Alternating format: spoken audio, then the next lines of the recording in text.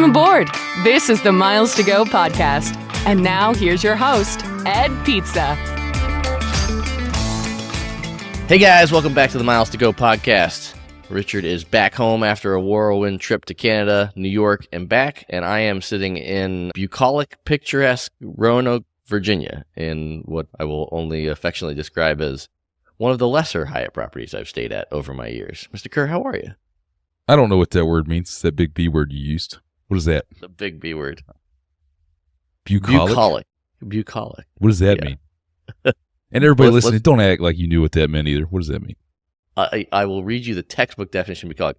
Relating to the pleasant aspects of the countryside and country life.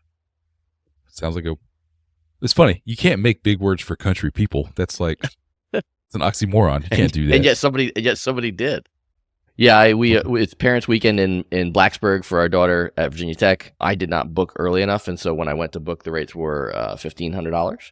So we are staying nearby in Roanoke, Virginia, which is about 35-40 minutes away at a Hyatt Place. It's an interesting place, Roanoke. I will say that this is a little bit of a redesigned Hyatt Place. A smart podcaster would have had a little video tour ready for you, but suffice to say, I'll text you a picture, but I'm using the coffee and tea caddy right now to prop my laptop up on the desk. The desk is probably about half the size of what it used to be in the Hyatt Place rooms, so it fits a laptop and a bottle of water.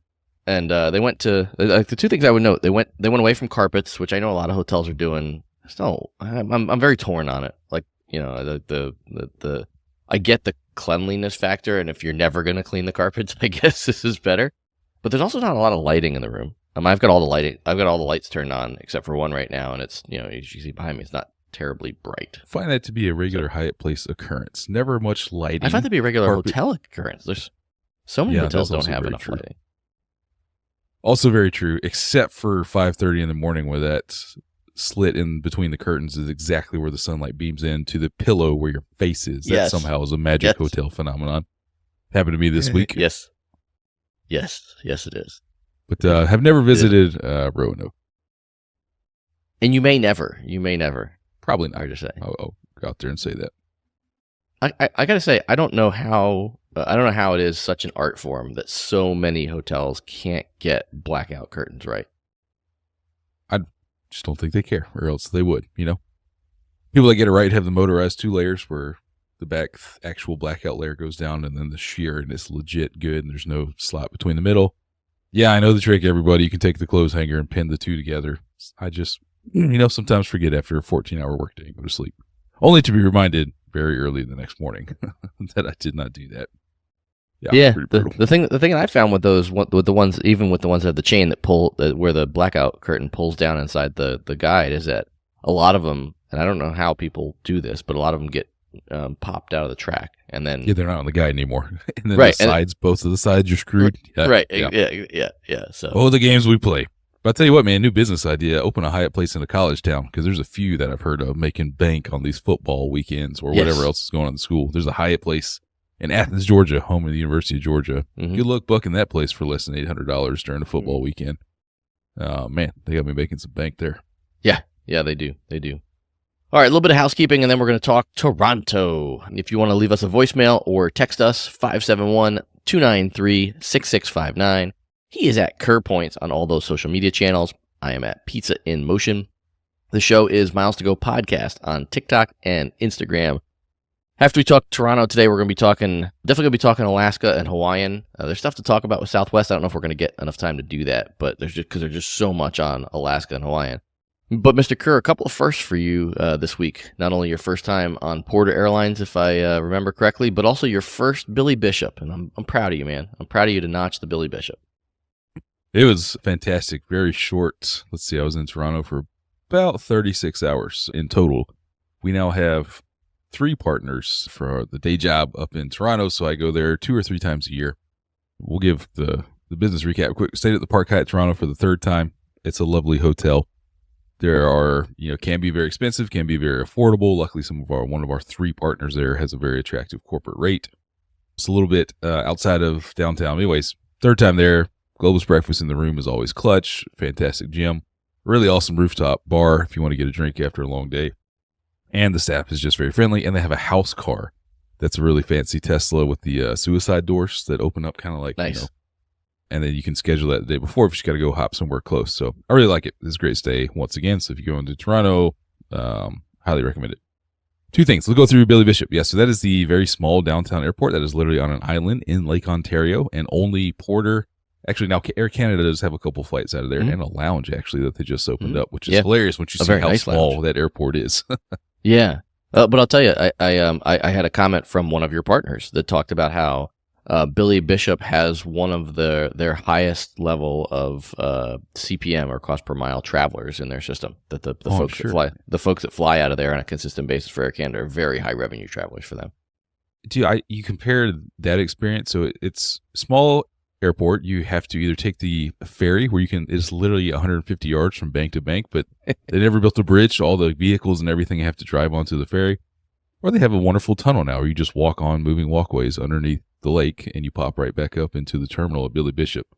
It's super cool, man. It was a perfect weather day, not a cloud in the sky. So the scenes of downtown Toronto as you get over to the airport, and then you sit on the left side most of the time. You are taking off to the northeast. So you want to sit on the left side of the plane like I did for takeoff, get the views of the CNN Tower and Rogers Center in downtown Toronto. It's just a really cool experience. Not particularly a downside if you have global entry, but it's not a pre-clearance facility like Toronto Pearson. So you do have to go through immigration. You can fly to Newark, you can fly to Boston, or you can fly to Dulles from there to the U.S., and they have several inter-Canada things as well. Global entry at Newark was absolutely no line. When we landed, the regular immigration was a sizable line, but I was through in 30 seconds and off to the city. But Billy Bishop, if you get that opportunity, airport code YTZ. Yeah, it's really convenience, man. I timed it out the door to Park Hyatt. From the time my Park Hyatt room door shut until I was walking to the gate was 30 minutes total, including the Uber ride, the walk through. Nice. And that's like peak morning traffic for Toronto as well. So it could literally be less than 20 minutes if you're doing it at a time where there's no traffic. Or you could be a solid hour just to get to Pearson. Oh, easy an hour. I mean, I took the train in because when I landed on Sunday, it was looking like an hour. So I took the Up Express, $12.50 Canadian, which ended up actually just in my expense report, $9.11 on the Bilt card to get into the city. And from Union Station, you can either get on a metro or another short taxi or Lyft or Uber to your hotel. So I really like business trips to Toronto are some of my favorites. I love the Canadian people. Business partners at points.com who were stationed there that took me to his really fancy squash club. And we had a game of 7 a.m. squash. Actually, we had 5 games. Turns out the guy who's one of the senior partners at points.com is a nationally ranked squash player. And, I've been egging him on the last few visits to take me. So he finally took me. I had to go to Dick's Sporting Goods, get an all white shirt, all white workout shorts. You have to wear all white in the club. You walk in, it's like mahogany bar and restaurant. And you turn right and it's just like an open locker room where like this side is it's all men. So it's all kind of just one little enclave of squash courts and hot tub, cold plunge, amazing gym with equipment, recovery equipment, steam room, sauna. Like I was just like, oh man, like this is get used to this life after I, got my rear end tore up by a nationally ranked squash player in 5 games. I was going to ask, did you score? So he had, not to go into the intricacies of squash, man, but he handicapped himself pretty significantly so that we could have interesting games. Whereas he couldn't just hit the ball short and kill it in the corners. The ball had to bounce off the wall and come back behind what they call the tee, the red line on the court. So he's got to get it up in the air so that I have a chance to return it. And even doing that, I lost 4, but I did win 1 off of him. Really? Doing that. And then after the 5 games where I went 1-4, I said, okay, man, play for real, like you're playing in one of your tournaments, competitions, and I want to see if I can get a point off of you. Squash games are 2-11. So, like, can I lose 1-11? The answer is no. I lost 11-0.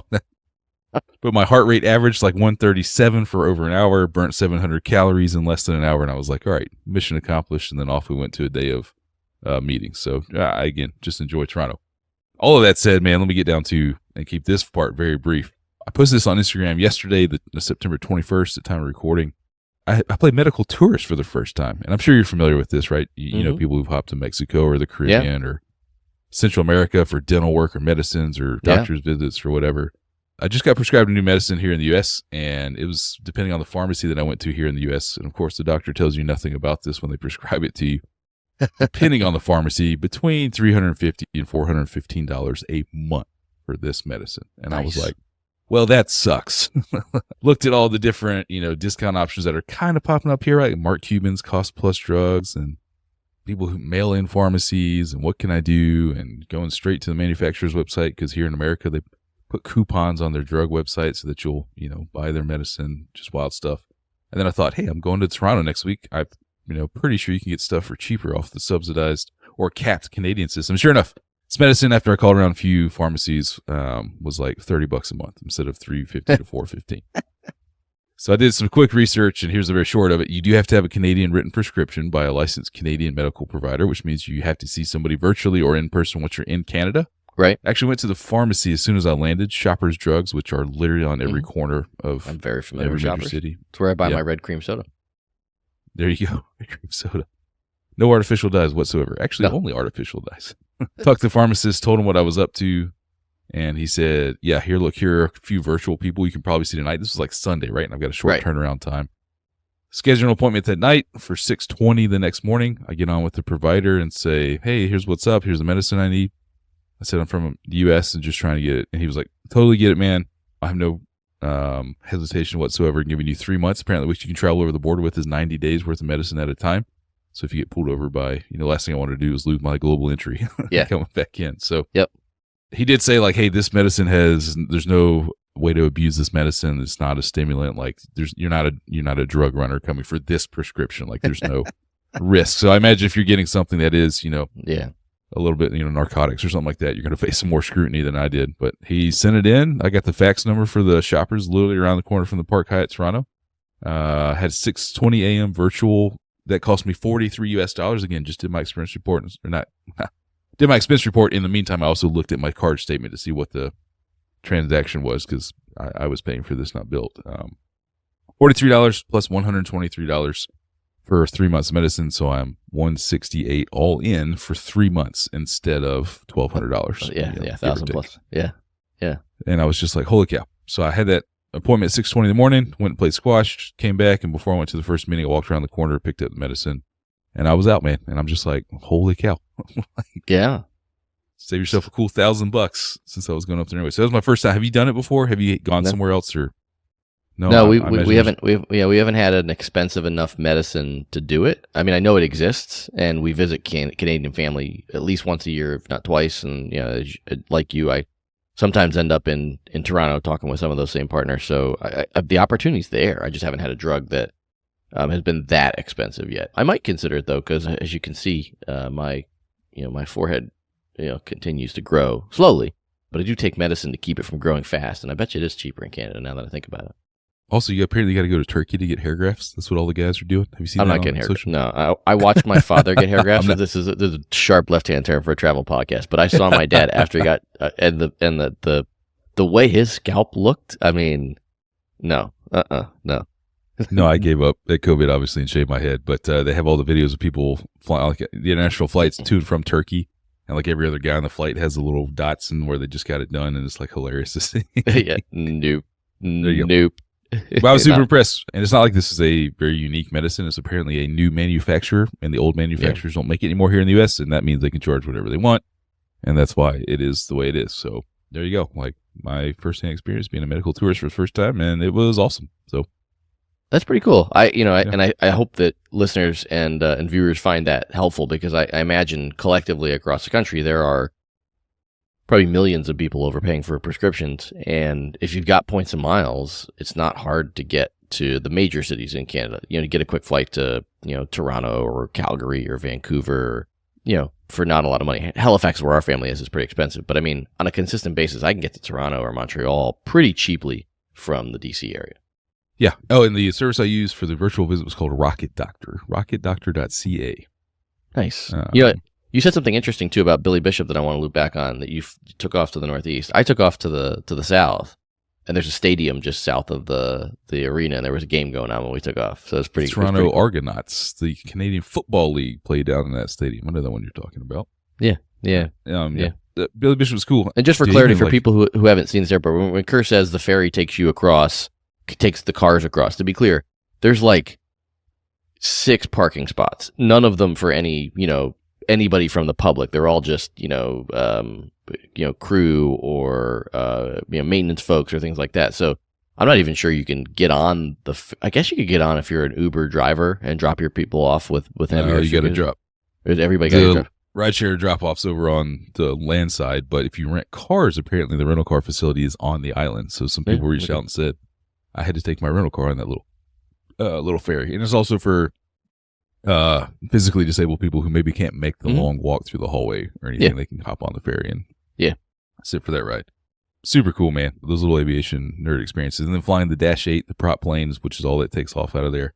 I thought it was great. A little bit slower, but still only an hour and 10 minutes, wheels up to wheels down to Newark. So, but a lot of space on the Porter plane. They give you plenty of space. Do they? I had an empty seat next to me, and it's a very good thing I had an empty seat next to me because I was like, this would have been about as tight as my flight from, Southwest flight, Friday home from Newark. I have A1, sit down, and everybody else boards, middle seat staying empty, and I'm like, oh, sweet, here we go, baby. Middle seat empty on the way home to Southwest, perfect. At the very last second, as the world works sometimes, there was a fellow, I'm not kidding, man, twice as big as me. Yeah. A very, very, very large fellow who apparently we had the last seat on the plane. So he looks, and me and the lady in the window seat, you try and hold it together, and you're like, okay, dude, I had to put the armrest up, and like I was literally halfway in the aisle the entire flight, and like there's just nothing I could do. So there you go. I'm mistaken. I thought, and maybe this ended during COVID, I thought that if you were in their premium cabin that they blocked the seat beside you, and it used to be fairly cheap. That doesn't appear to be the case. Yeah. It doesn't, I don't see that. Every seat was, unless you buy up anything in the front, which might have more legroom, but walking by it didn't look like it did, was, 40, 50 Canadian bucks to reserve it. I sat in the back because I don't care to pay that much. And, they have there's a flight almost every hour going to Newark that I would imagine is rarely sold out, especially the time we were traveling. So your likelihood of getting empty seats is pretty high. Like there were plenty of people that had empty seats next to them, or I would have just moved to one, obviously that hadn't wait and balance, but But really cool. Really enjoyed that flight. Porter gives you, I don't know if it's particularly a selling point, but free booze and snacks on the quick, hour flight or whatever, if you're so inclined. I happened to be in the middle of a work day, so I did not partake, but a nice little thing there. Well, not just on the flight. Like part of the Billy Bishop experience is once you clear security into the Porter side, which is all just Porter flights, they've got the little, for lack of a better term, a little bit of a lounge experience. If it's the same as the last time I was up there, there's like 3 or 4 small action stations with drinks and snacks.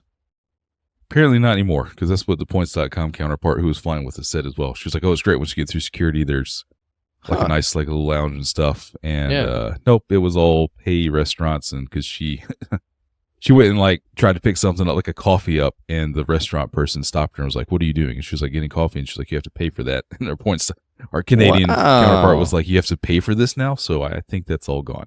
Oh, interesting. Okay, yeah, it used to be you'd walk down and there were it was incredible stuff, but there were 3 or 4 counters where you could just pick stuff up. So it's interesting. Okay, well, I learned something today. I was today years old when I realized that Porter doesn't do that anymore. Devaluation. Now you get Jeremiah to make noises in the background. Still a lovely experience. Not any more expensive or any cheaper than flying Air Canada out of Pearson. And I think Pearson's one of the worst run airports in the world as far as first world countries goes. So if you can avoid the Pearson experience, I would be all about it.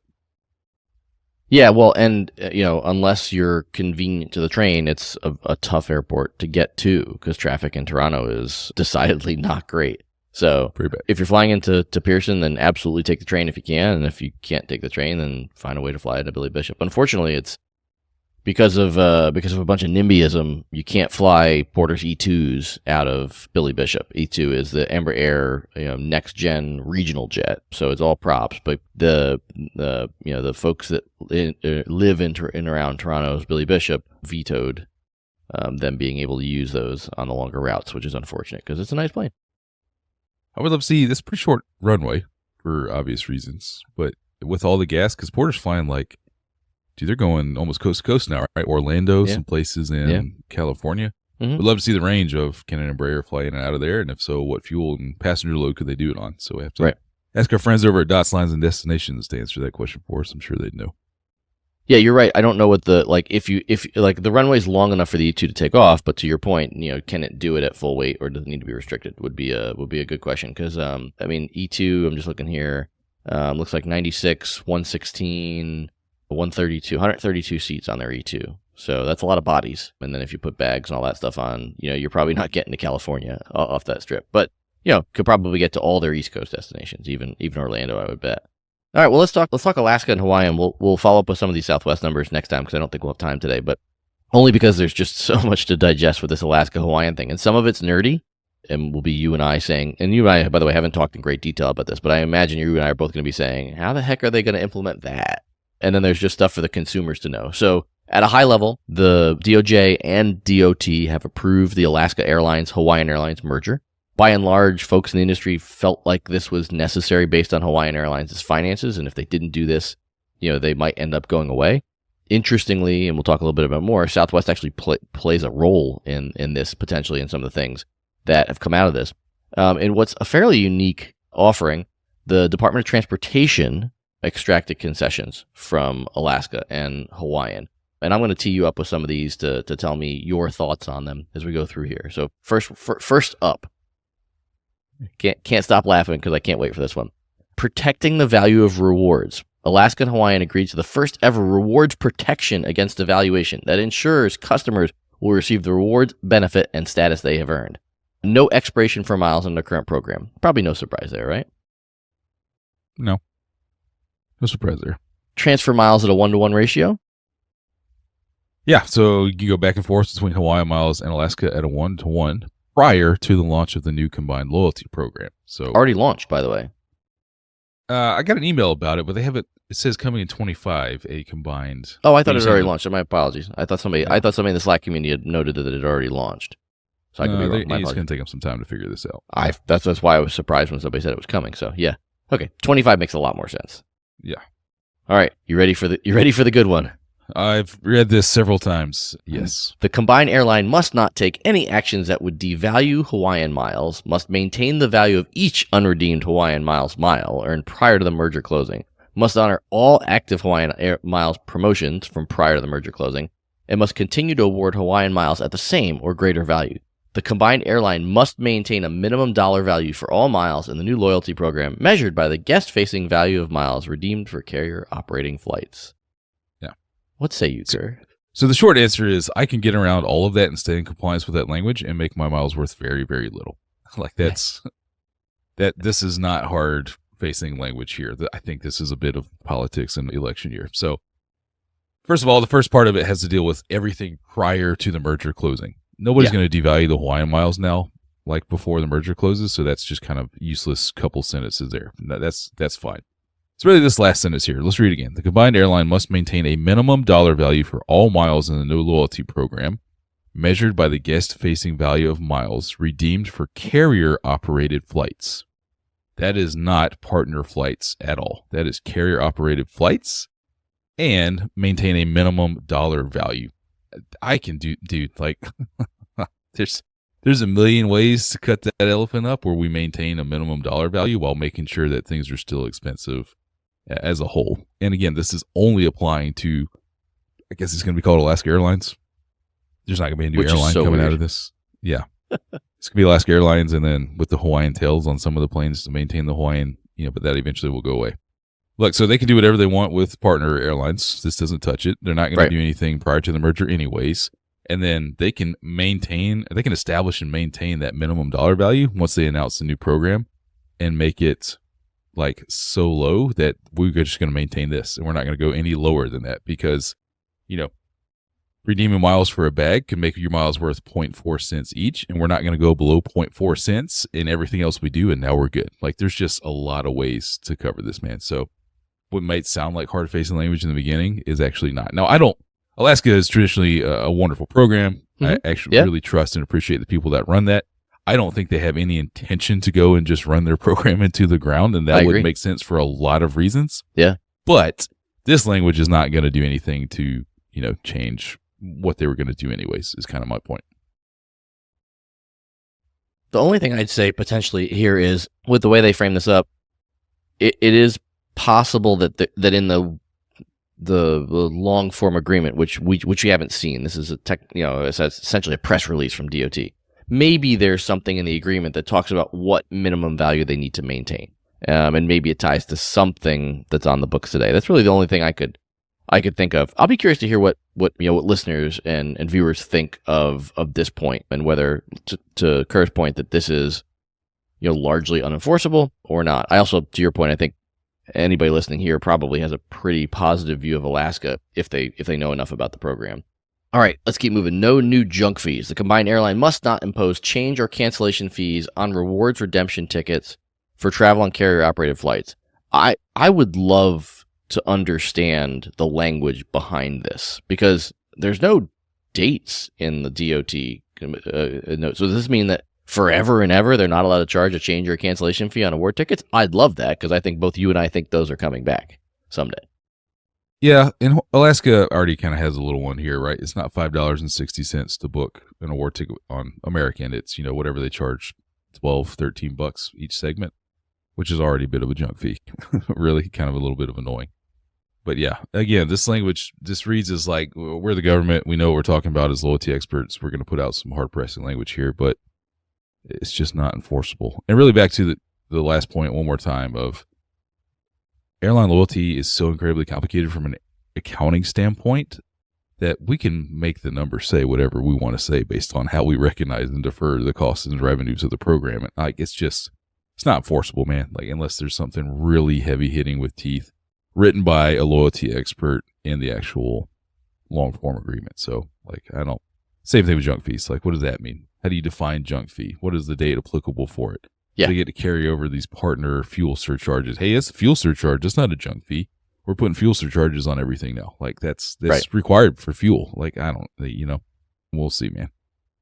All right, so let's keep moving through some of these here, because they just continue to get interesting. They have a bullet point on inter-island and continental routes, and I think the key sentence here is, the combined airline must maintain robust levels of service for critical Hawaiian inter-island passenger and cargo service, and for the key routes between Hawaii and the continental United States at risk of a loss of competition. I'm sure there's more detail in the agreement about what that means, but that's a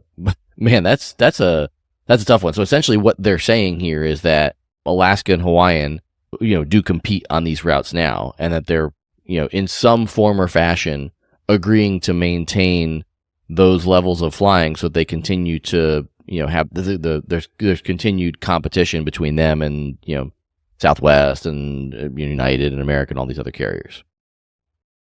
Yeah, and what is robust? Is robust for a community with 100 people once a week, or does that mean 3 times a day for convenience? Right. That again, what does this mean? I can come within enforcement of this in any way that I want, and this is not. I just want to be clear, this is not me thinking that Hawaiian and Alaska are going to try and make it as worse as possible. This is just me looking at independent third-party people reading this and saying, what can they actually get away with that's still in compliance with this? And the answer is a lot. So I just think this is politics, man, not necessarily like...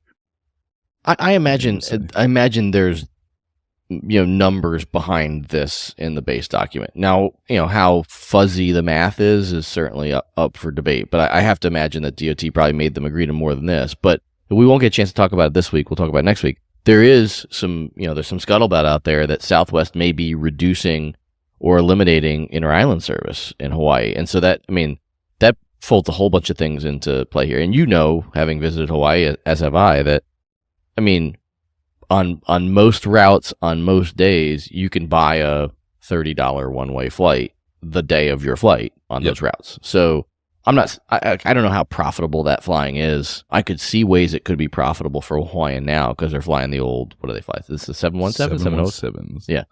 So those birds are old. No 707s. That would be really, really old. Yeah. 717s, yes. But, Southwest flying 737s, even they're smaller variants of them. That's empty or more. Right, exactly right. Just too many seats. So I could see them not making money, but I can imagine Hawaiian makes money until those 717s reach their extinction level, which is probably not that far away. Yeah. I would imagine the cargo here's got to be where they're making money, man. Like, everything's got to be flowing in and flowing around. So hopefully the underbellies of those planes are full, even if it's just mail and stuff. And then who cares how many seats they sell up top? That was just all gravy. I have no idea. Would love to see. Cargo is probably a piece of it, but to be honest, given there's so much lift from continental U.S., I would imagine most of because most of the stuff that needs to move in Hawaii comes from continental U.S., especially from a food standpoint. So I would imagine a lot of that comes from the West Coast, as opposed to, hopping from LA to Honolulu and then from Honolulu to somewhere else, just because there is enough, support for those flights from the West Coast to the different islands. I mean, our recent trip, we flew back from Maui to San Francisco, and that was one of, 3 or 4 easy choices for us from Maui. A couple of these, I think are already happening. So guaranteed fee-free family seating, I think this is already a thing. Yeah. So it doesn't seem like anything new. Providing alternate compensation for delays and cancellations caused by the airline, I think this is something that's already being enforced. So I don't see anything new here. Especially unless there's like levels here, right? You can say, sorry, you're canceled overnight. Here's 3,000 Alaska miles. Like I've complied with this that says I'm going to give you alternative compensation, but not necessarily anything worth, right, whatever it caused the delay. And again, I'm not saying this because I think Alaska and Hawaiian are going to make it as worse as possible. I'm saying this because to illustrate that without these specific numbers, all of these bullet points are just whatever. Right. They talk about preserving EAS service, essential air service. Again, I don't, in both Alaska and Hawaii, I don't see this as an issue. I think that this is in the DNA for both of these airlines that they provide the service. And I think if Southwest did reduce or eliminate their inter-island flying in Hawaii specifically, with Mokulele being fairly unreliable as really the only other carrier providing scheduled service, I don't think it's going to be hard for them to fill planes at that point, but remains to be seen.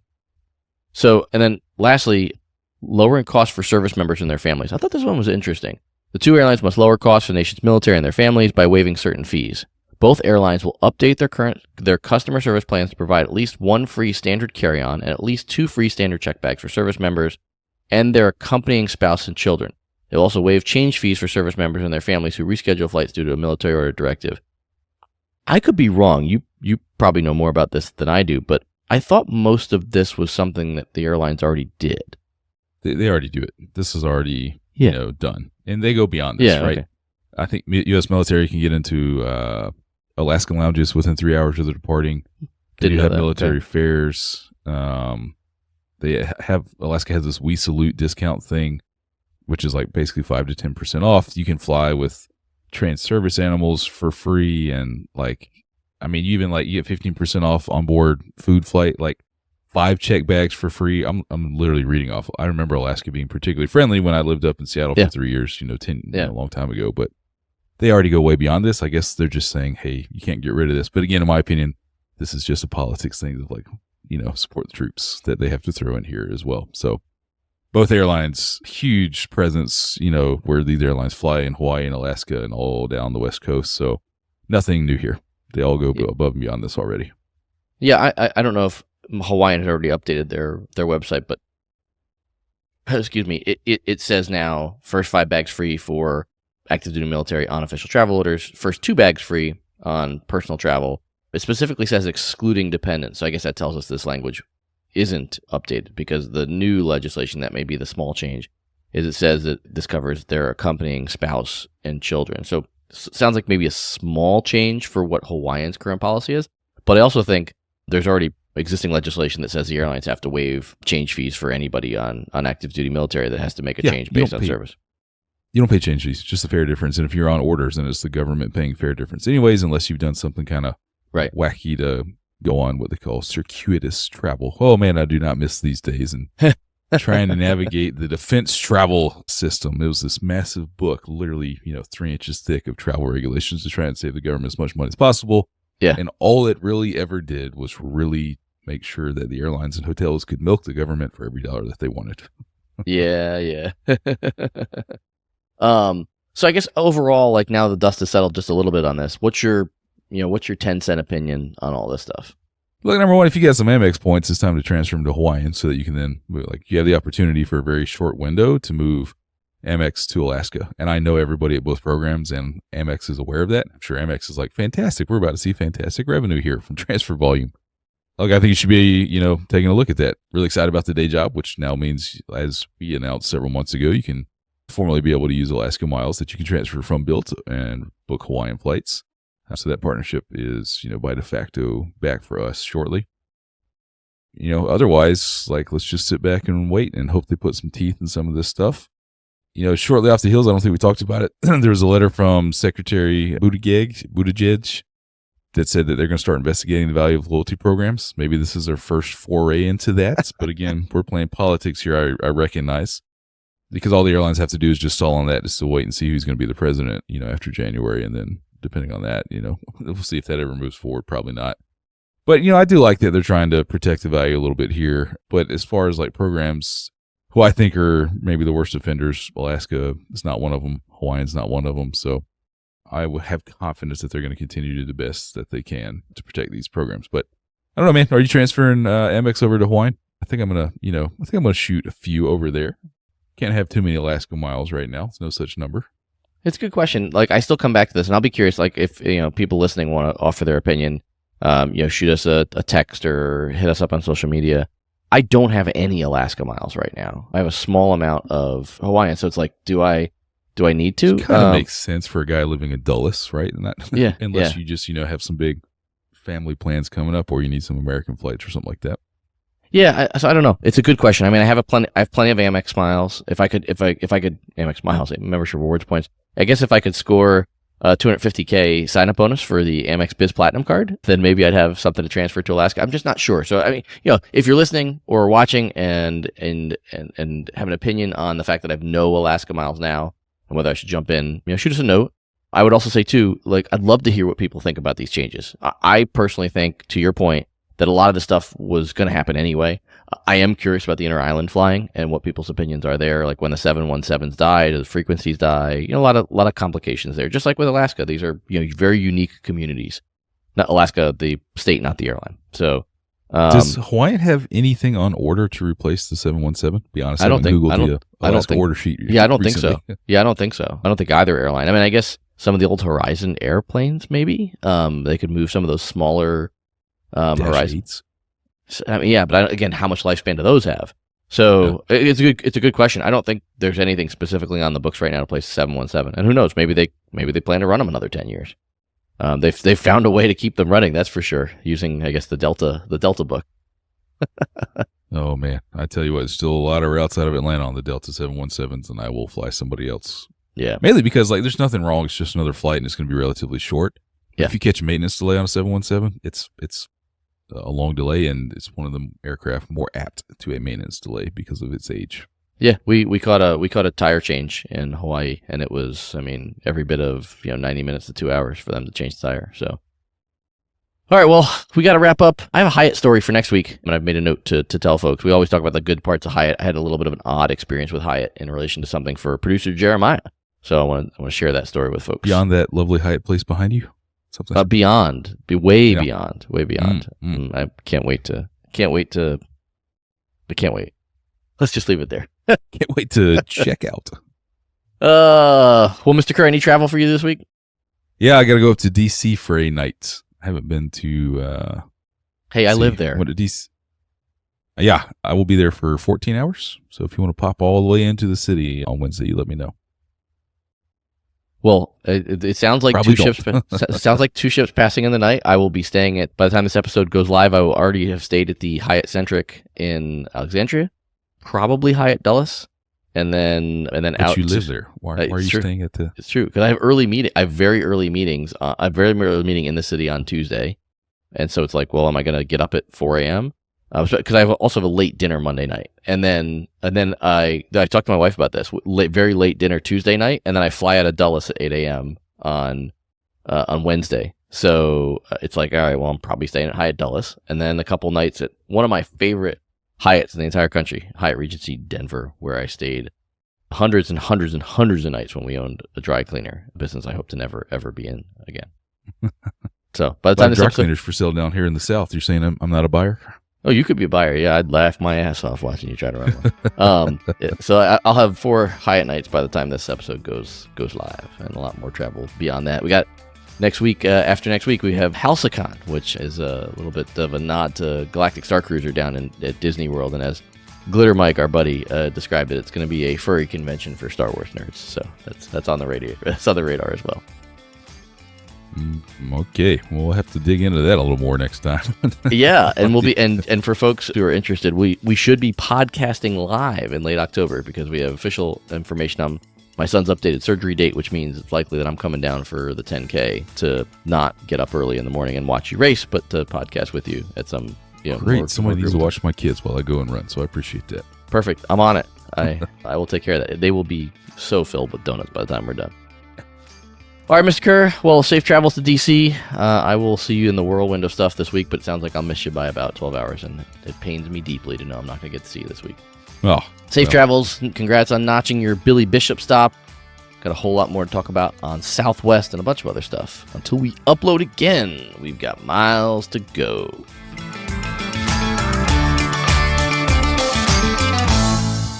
There's some lovely mildewy Hyatt places out there. That's for sure.